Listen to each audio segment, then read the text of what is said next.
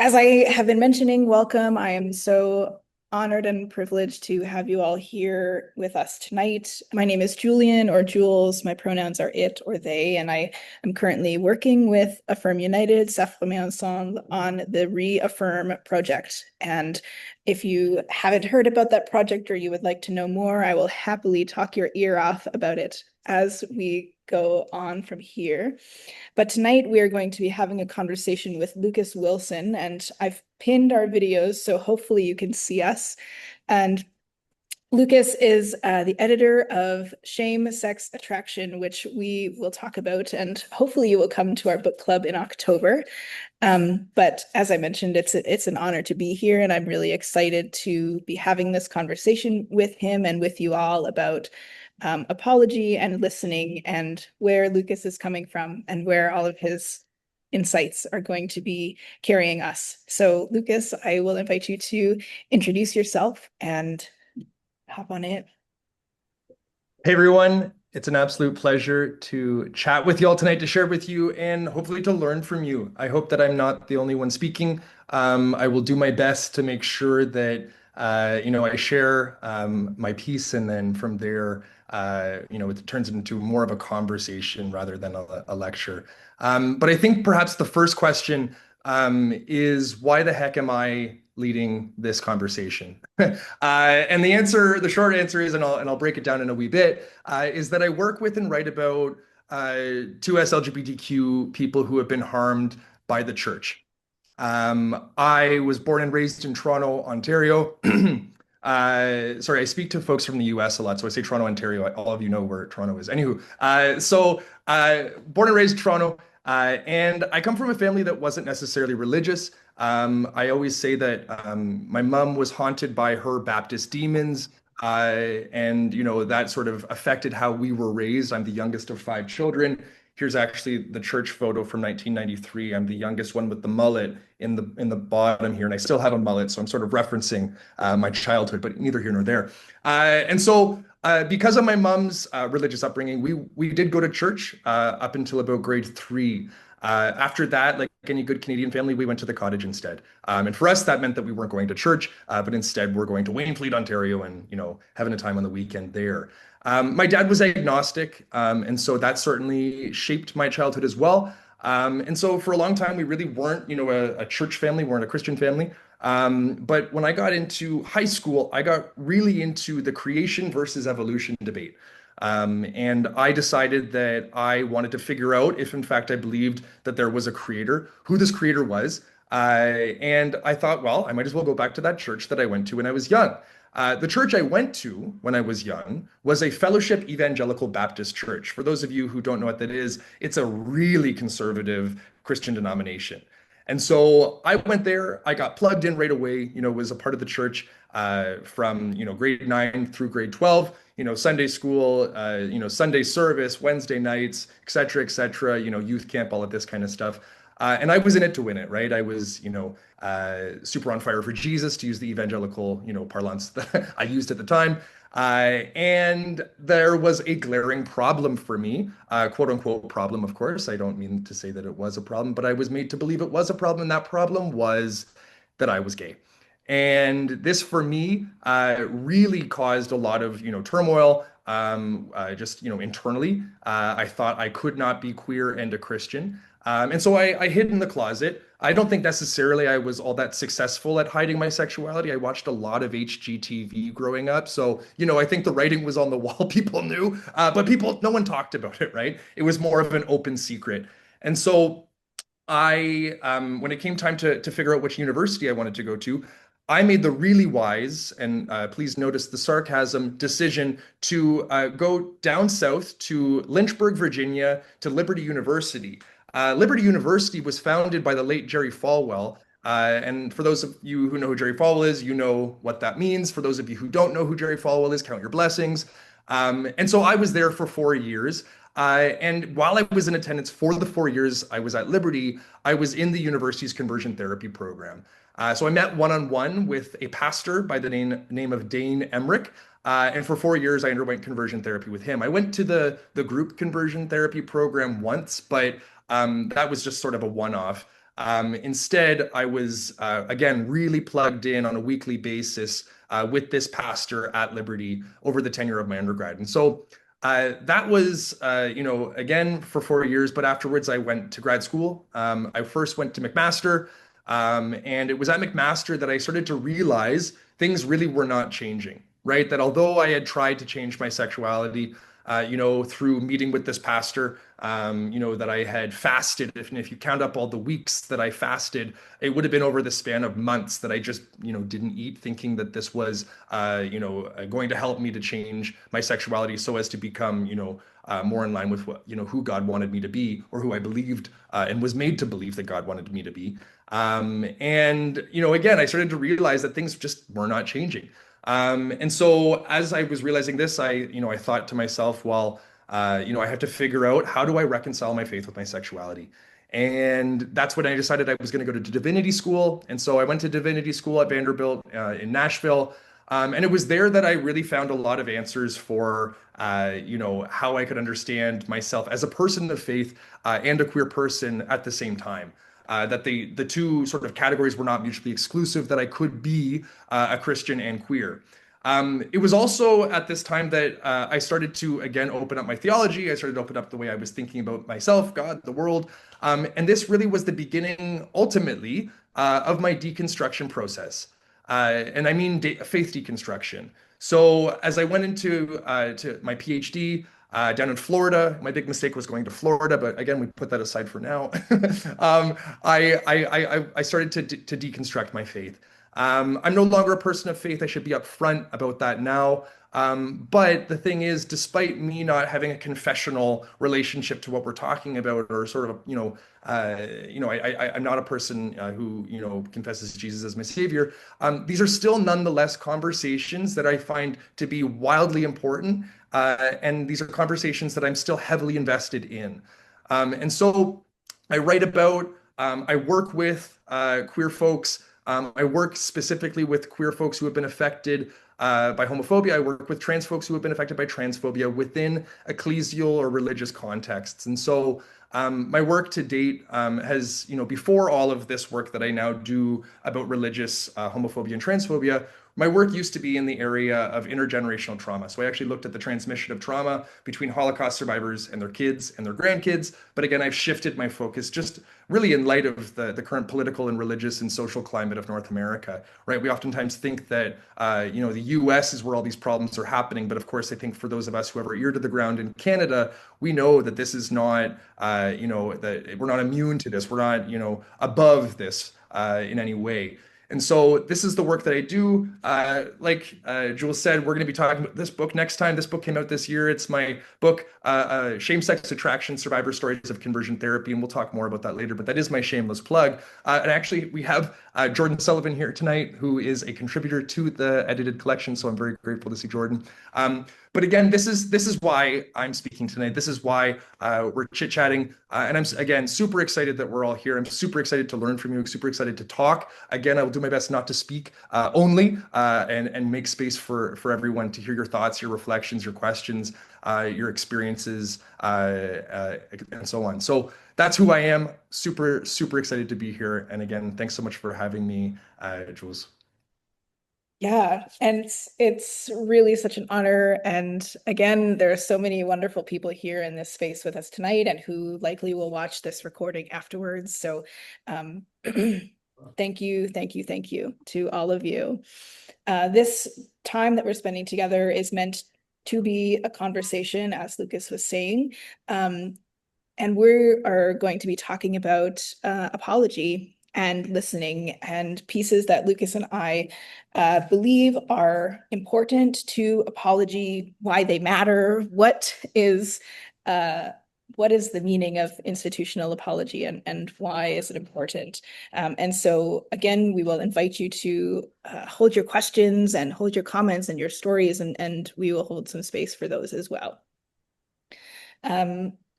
We will be referencing a few different apologies that have been made by different institutions. Of course, the most recent one, and I'm sure one on many of our minds, is the one that the United Church of Canada made in the beginning of August. There is one that the Presbyterian Church of Canada made, as well as a couple of others, I believe, that we will be referencing. So just so you have that information as well. And I will invite you, Lucas. I think we can just hop right in to one of the biggest pieces that is so integral to this whole process of apology and listening, and that is storytelling. Yeah. So whenever I do any sort of lecture or anything along these lines, whenever I teach, I always start with definitions because I think it's a good place to begin, that we define our terms and ensure that we really are on the same page. And so the word apology, of course, the word of the day. This is a word that comes from the ancient Greek apologia, right? And really what that means is a speech in defense. Right. And so originally in the Greek, it was, again, a formal speech or defense for a belief, a position of conduct or an action. Right. But over time, as language does, the term changed. And so when, we get to English, the term apology really evolved from this formal defense or justification to its more modern sense, which is an expression of regret or remorse for wrongdoing, right? So we shifted from justification and defense to an explanation in a lot of sentences, a confession and explanation. And we're going to be talking about, again, really looking at making sure that whenever we are talking about an apology, it is an explanation, a confession, a moment of acknowledgement, and not a justification, right? I think we've all received an apology where someone starts to justify why they did what they did. And it's like, oh no, I know why you did what you did. That doesn't matter to me. Instead, I want you simply to tell the truth. And speaking of telling the truth, this brings us to at least the way that I conceptualize an apology is the four parts to an apology. And the first part is precisely what we've just been talking about, and that is the speech act, right? The confession, the explanation, the acknowledgement of what happened. And I think it's super important when we're talking about these things that it is a direct acknowledgement. It is a direct truth telling. It is a direct confession. I think that, and we're going to see examples of what makes a successful apology. We're also going to see tonight, again, some examples of what makes for not so successful apologies. But when we have a direct confession, a direct acknowledgement, a direct truth telling, I think that is oftentimes the first step to healing. I think that when people, are indirect, when people beat around the bush, when people conceal or bury or hide their apology with a lot of language and a lot of flowery language at that, it really takes away from the impact and it takes away from, I think, again, the healing that can come from an apology. And so when we are apologizing, I think it's super important that we're direct, first and foremost, when we are acknowledging or telling the truth. And I think that is really a radical act of simply naming what happened and what one did. And again, saying sorry for it, of course, but again, acknowledging this is what I've done. So I think that's the first part of this, quadripartite or four-part, anatomy of an apology. I think the second part is listening. Right. So first people listen to us, they hear what we have to say, they hear us acknowledge or tell the truth or confess. But the second part is listening and to the person who has been wronged, who we have wronged, right? The person, who has a wound, who we've wounded. I think that so often we're not quick to listen. Instead, we're quick to speak, right? We're also quick to anger, but to draw upon, some biblical wisdom. But again, that I think so often we don't necessarily make room for our, make the time to or take the time to listen to folks who we've wronged. We simply want to get it over with. We just want to say, this is what I've done. I hurt you, or I'm sorry for this. Can we move on? Do you forgive me? And that's simply just not how things work, right? I think we've all been there where someone wants to just move quickly forward and not just listen to what has happened. And so I think the second radical part of an apology is being willing to hear the hell that we've put people through.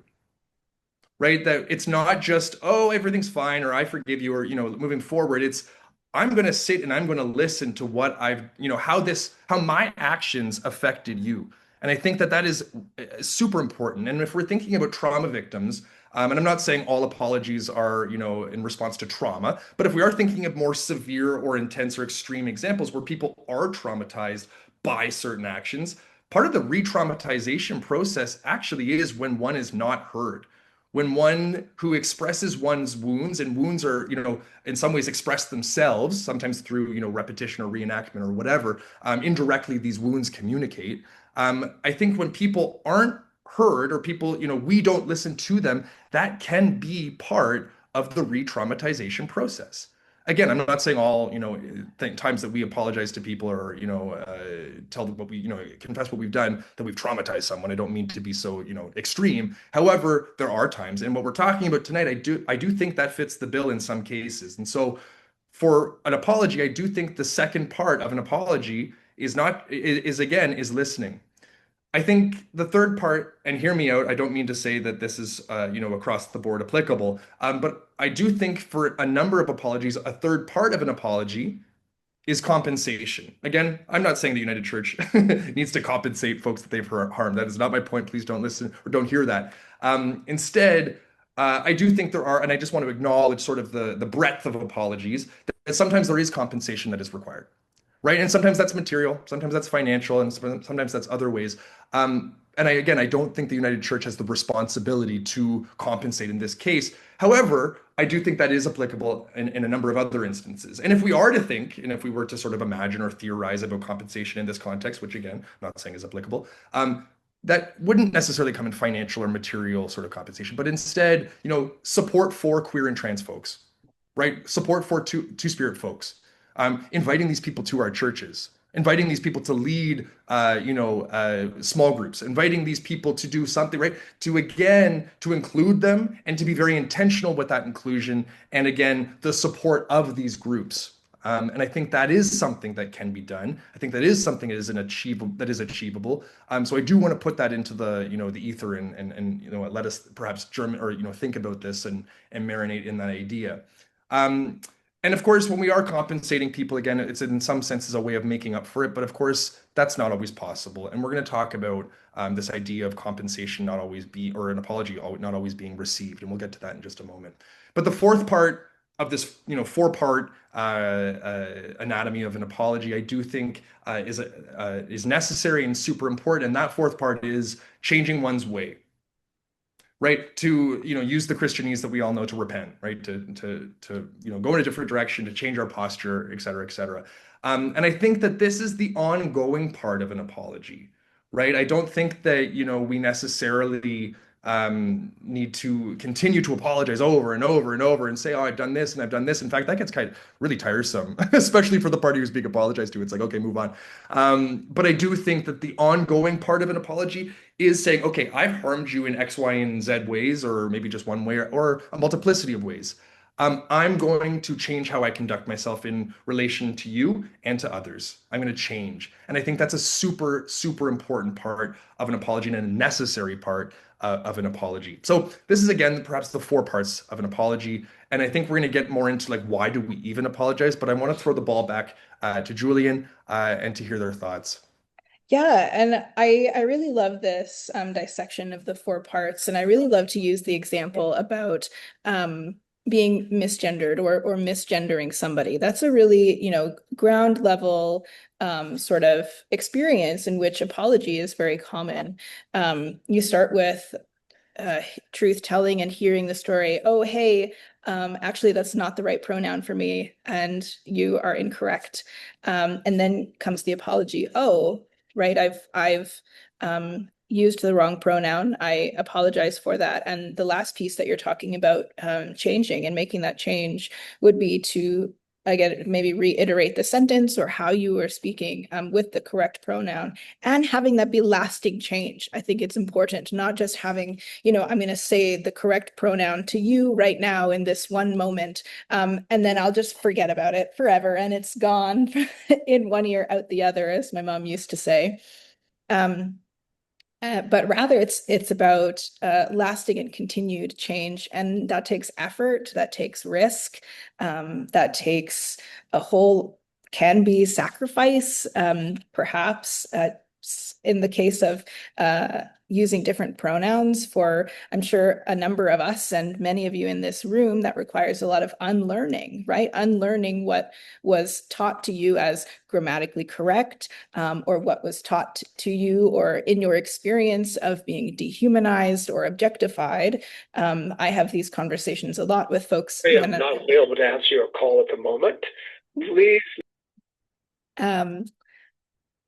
When I'm speaking to folks about my pronoun set, which includes it as well as they.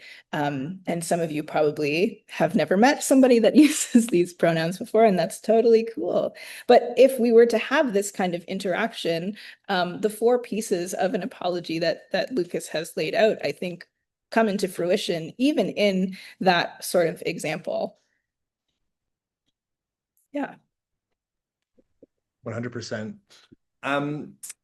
And I think, we've talked about the different parts of an apology, and Jules just gave us, again, I think a really concrete and beautiful example of, a day-to-day thing that we can do in an instance of when apologies are necessary.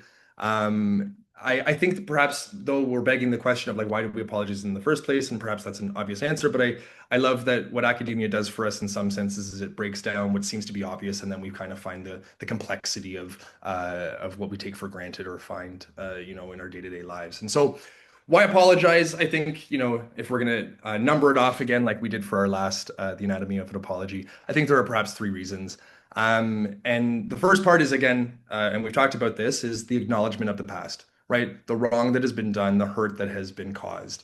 And when we acknowledge the past, again, this is in service of healing in the present, right? That we're able to, again, come to terms, we're able to reconcile, we're able to make good again, bring together, et cetera, et cetera. And what that does is it serves as a springboard and it paves the way for a better future, right? I think these are the three, again, reasons why we apologize.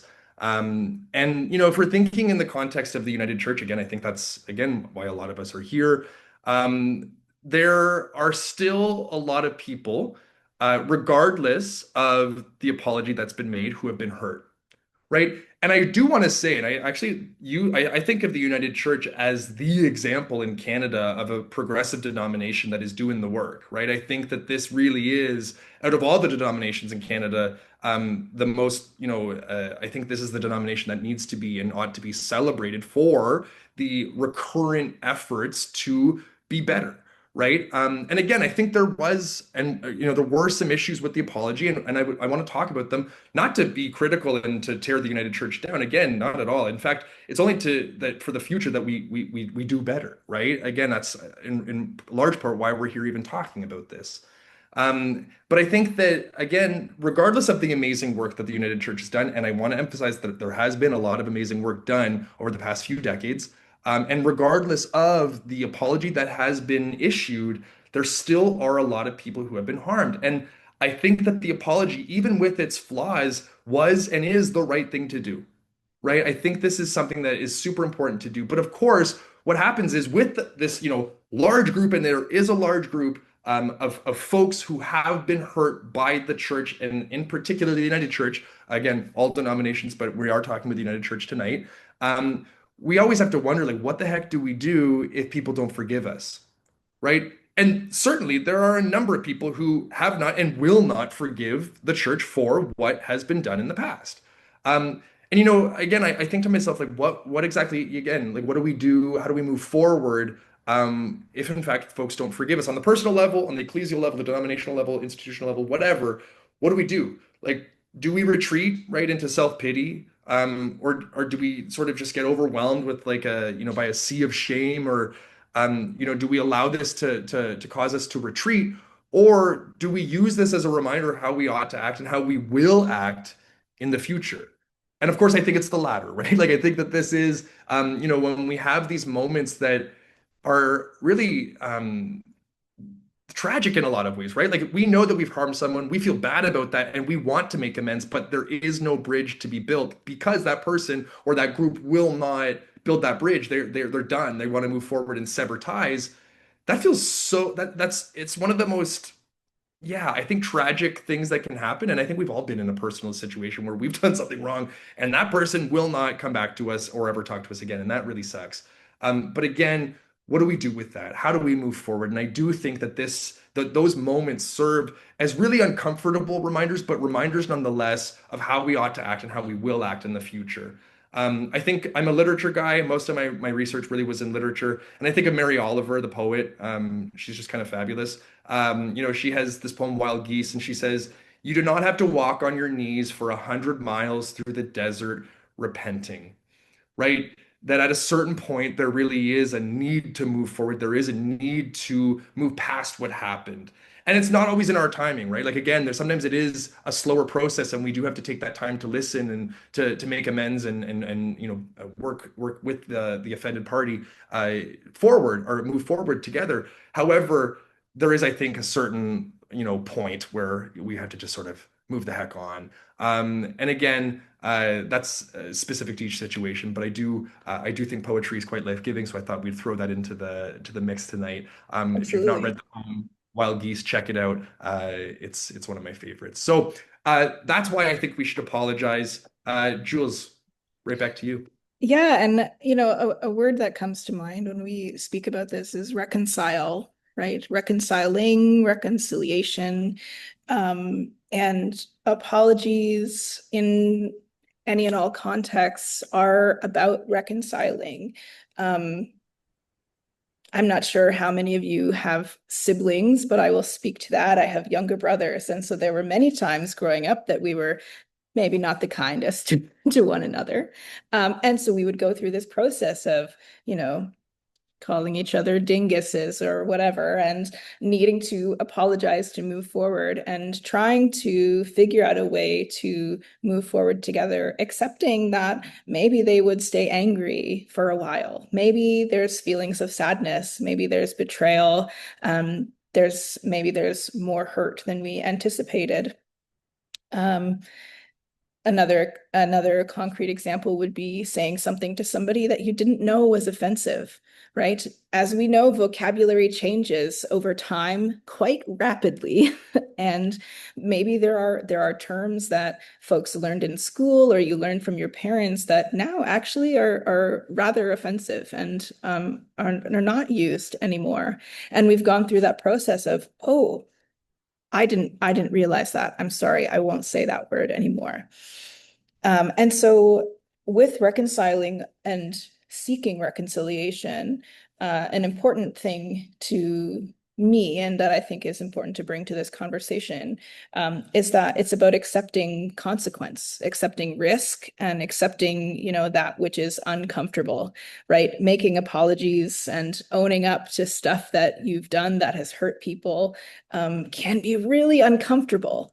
And being uncomfortable isn't necessarily the most appealing thing to people, to institutions, but it's such an integral piece of relationship building, relationship mending, and relationship nurturing, which frankly is what these are for, right? Reconciling is about relationship, and we as people of God, as people in communities, as people who have dignity as human beings, we are relational beings. Relationship is how we are meant to survive. And yeah, navigating all of this and navigating what it means to be in relationship is so crucial. Jules, one word you brought up the word reconciliation. I think about the word responsibility. Mm-hmm. And right when we're talking about apologizing, it is our responsibility to apologize in a number of situations. And I think about the word responsibility and breaking that word down. Responsibility, like what's our ability to respond? What can we do? right? And again, I think that there is something to be said about like how many times do we need to go back and apologize and apologize and apologize. And again, there's a certain limit to that. But I do think that when we're talking about apologies, we have to think about our ability to respond and what can we apologize for? What can we not apologize for? How do we Mm-hmm. apologize to groups or not? I think this is all super important. But I wonder if now's the time to bring in the examples of the different apologies that have been issued by the three denominations we're looking at tonight. And Yes. again, I think that there are positive and negative elements to both. And I want us to think, though, as when we go into this conversation or this sort of like breakdown or dissecting of these apologies, which of course were offered verbally, but we have the written documents here to look at. I want to think about two different phrases and to keep that in the back of the mind, or perhaps as a rubric for how we go into this conversation. And that is one statement that I think we've all heard. I'm sorry you feel that way. um, versus I'm sorry I hurt you and that I made you feel that way. Right? Mm-hmm. So sorry you feel that way versus I'm sorry I hurt you slash I'm sorry that I made you feel that way. So Mm-hmm. let's jump in. Jules, is it possible to give me sharing ability for I can um absolutely do that. your a dream? Um, or maybe M can do that.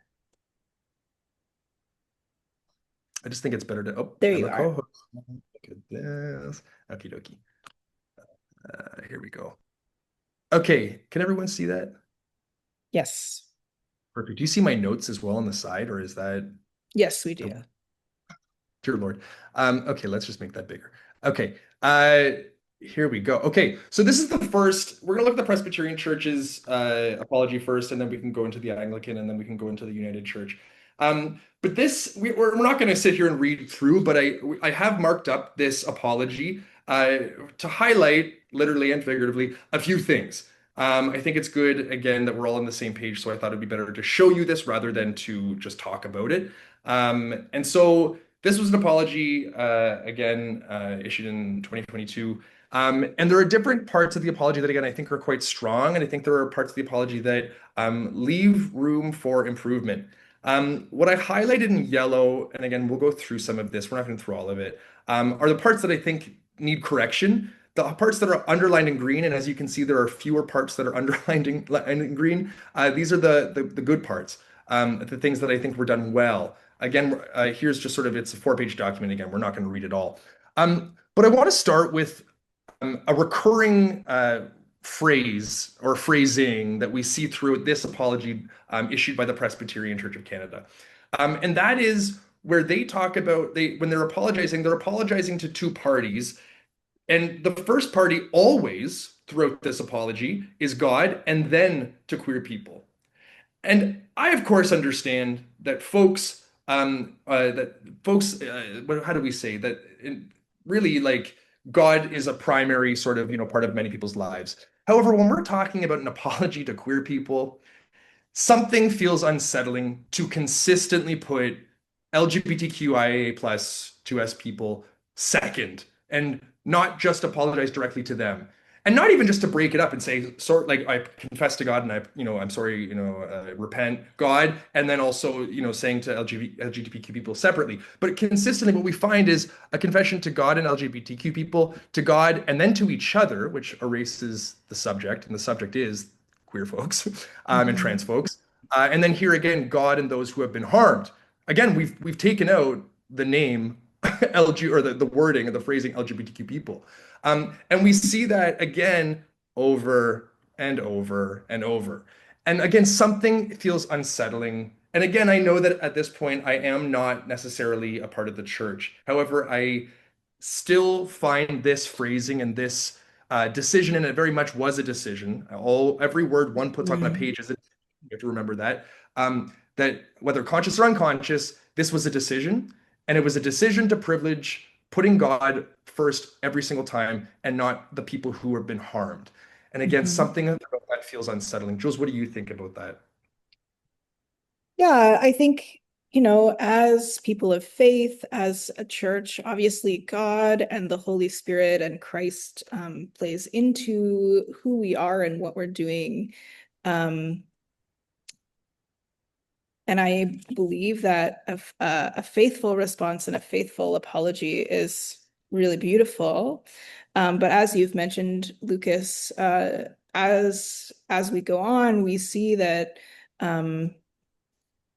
LGBTQIA plus people are sort of lumped into a label of those who have been harmed. And it begs the question of how is the harm being owned, right? How are people's experiences being honored and held? And how are apologies different, actually, when they are to God and to people that we have been hurt? And I think there is a difference. And I think as a person of faith, my conversations and apologies and shaking fists at God are very different than my conversations and apologies and shaking fists at other people. And so it's yeah, it's interesting. And I would love to pick people's brains in the Presbyterian Church about the writing, and I would love to hear more about it. But yes, absolutely, I'm totally hearing what you're saying. So I think in addition to, again, putting queer folks really the subject of the apology second, it works in tandem with a few other rhetorical moves that we see here. And again, I know that I'm nitpicking. I know that I'm, deep diving into this, and that at the end of the day, this was a verbalized or a spoken apology. But nonetheless, I think there is some unconscious bias here, some unconscious sort of messaging that needs to be addressed. I think here what we have, the idea of the existence of a breach or a falling short. It's a way of, at least in my estimation, of equivocating, of hedging, of not being as direct as possible, right? We do see some moments of really direct confession. The church has wounded many, yet we have ostracized and excluded LGBTQI people. But a lot of what we find is that what we find is that a lot of these phrases where there is a direct, we've done this, it's surrounded by and in some ways buried by this other language that again blunts the force of the apology, takes away from the sort of like the saltiness of the apology. Not saltiness, that's not the right word. I'm mixing up my metaphors. Please forgive me. But what I find here is that I think that what we're finding is that there are a lot of rhetorical moves that, again, and a lot of flowery language and just a lot of language that buries the direct apologies, the direct acknowledgement of what has been done. Even here, where the author writes, or the authors, forgiveness from God and those who have been harmed. Those who have been harmed. Let's zoom in on this phrase right here. What is it? This is an example of passive voice. And for those of us who are not interested in grammar, I promise there's a reason why I'm using this sort of, lexicon, passive voice. We can think of, journalists when they're writing news articles. When we use passive voice, the grammatical way of breaking this down is that the subject is buried, which is to say that the actor, the one who's doing the action, is not named explicitly, but is instead implied. The best example is if we're talking about journalists, the suspect was shot. That, of course, begs the question, well, who did the shooting? Oh, the police shot the suspect. And it's a way of burying, in that case, the police. It's a way of, obfuscating. It's a way of, not placing the blame or the harm on the actor, on that case, the police. But here, they're talking about those who have been harmed. They're talking about queer people, and they're talking about how the church harmed them. But instead, we have buried the subject and we've taken away that subject, which really, again, in some ways, rhetorically removes the culpability in some senses, and makes it, again, the apology a little bit less. It makes it a little bit weaker. And I think these are moves that we see throughout. All who have been harmed. Again, who did the harming? The church. Let's be clear, the church did the harming. Right. And I don't mean to, again, like wag my finger or, become impassioned, but I do think that these rhetorical moves are important. That before, when we talked about a direct truth telling, a direct acknowledgement of what happened, this is not an example of a direct apology. This is an indirect, a hedging apology, right? And again, we can see here where those who are not straight or cisgender, first of all, you can just call us gay, you can just call us queer, you can just call us, trans, not just say those who are not. We're not defined by what we're not, we're defined by what we are. Are attacked, are shunned, are belittled. Well, who did the attacking? The church. Who did the shunning? The church. Who did the belittling? The church. And that's super important to remember.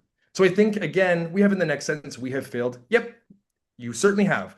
But again, what we find is when we bury the apology with all of this other language, it just adds to the noise. And what people want is not noise. They want an acknowledgement, a direct acknowledgement, a truth telling of what happened. I think there are other things we can bring up throughout this apology, but I don't want to necessarily just fixate on this, and I do want to be mindful of our time.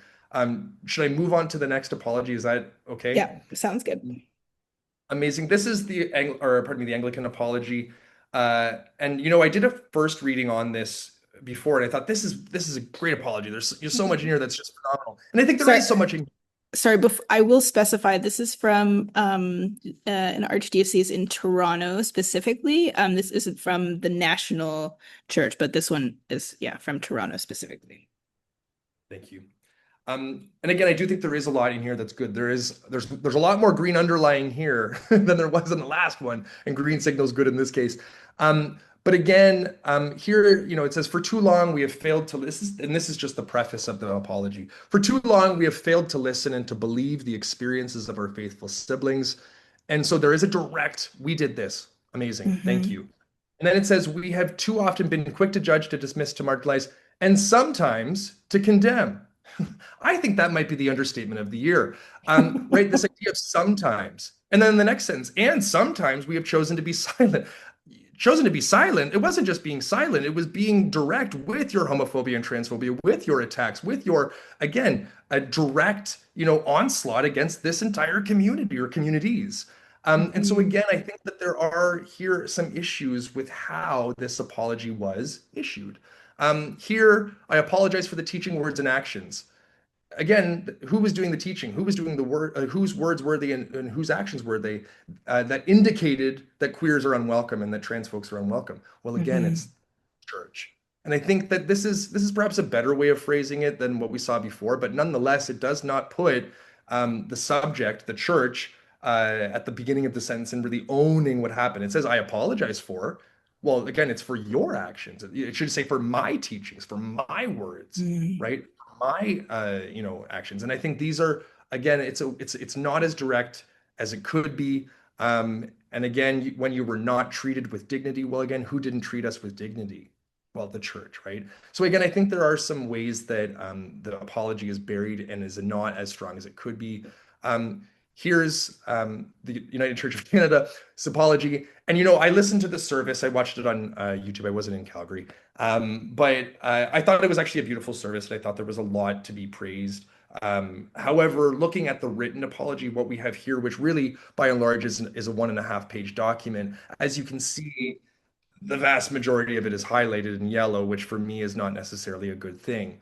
It says here that we express our apologies to those who have experienced homophobia, transphobia, biphobia within the United Church of Canada. Again, who was the culprit of this homophobia, transphobia, biphobia? Again, there is an acknowledgement we apologize for, but again, it's not for what we did, it's for homophobia, seemingly in general, biphobia in general, transphobia in general. Again, I'm nitpicking. Again, I'm being incredibly critical, but not for any other reason than I simply think that there are ways to improve how we apologize at an institutional level. And I think it's super. So these are my thoughts. I won't belabor any points. I think we're kind of going over the same thing. So I digress. I will put a cork in it. Jules, I would love to hear your thoughts, and then perhaps we can open it up to everyone. Yeah, I'm wondering if you stop the share. There we go. Perfect. I think those are just a few examples, folks. I'm sure there are many others that exist. And we have seen many different institutions trying to navigate different apologies to Indigenous communities, to queer communities, to XYZ, a number of people who have been harmed. And I really do believe that when people are making apologies, they are trying. And I can appreciate effort. I can appreciate a longing for reconciling. I can appreciate wanting something to be different, wanting some kind of change to happen, wanting some kind of honoring of experience to happen. But as we have observed, a really, really crucial and key part of apologizing and being apologized to is truth-telling and story sharing. When you said the words, Lucas, I'm sorry you feel that way, I immediately felt like this. If any of you have ever received an apology like that, oh, does it make my blood boil when it happens to me? Because, you know, it's not my feelings that you should be apologizing for. It's, the harm actually that is the issue here. I'm a human with feelings. We are humans with feelings responding to being hurt, being harmed, being disrespected, marginalized, overlooked, et cetera, et cetera. Our feelings are not the problem. Our feelings are what they are. But it's important, as you've said, to name and to hear and to accept that which comes with admitting and naming and telling the story. And on the flip side, being hurt, sucks. It's not exactly a fun experience. But as you've said, telling the story and putting things out there so it's not festering, so it's not just living in our minds and our bodies and our souls, but so that it's out there so that we can share in the grief, in the sadness, in the hurt, in the anger, in the push to come next. Only when we are in community, when we are sharing, when we are putting these things out there, does that happen? And when institutions are making apologies like this, I think it's really important for those stories and thoughts and feelings to be shared, because as much as there are people up here in the institution that know what you're apologizing for, and when you have language like this that, kind of flows over some of it, there are people that know what they're talking about, and there are so many that don't. There are so many that maybe will read any of these apologies or apologies to come and say, well, what is homophobia? What is belittling? What is marginalizing? What are all of these things? And that's also important to remember. Yeah.